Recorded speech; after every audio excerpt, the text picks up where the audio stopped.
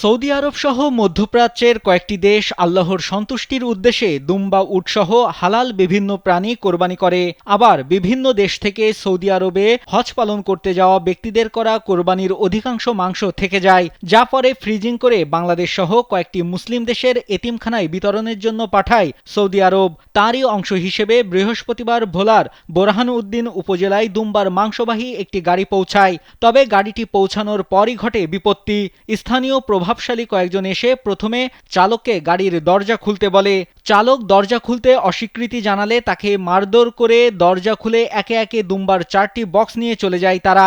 পরে ঘটনাস্থলে মানুষজন জড়ো হলে পরিস্থিতি কিছুটা উত্তপ্ত হয়। স্যান্ডেলিনা সো, রূপচর্চায় আভিজাত্য।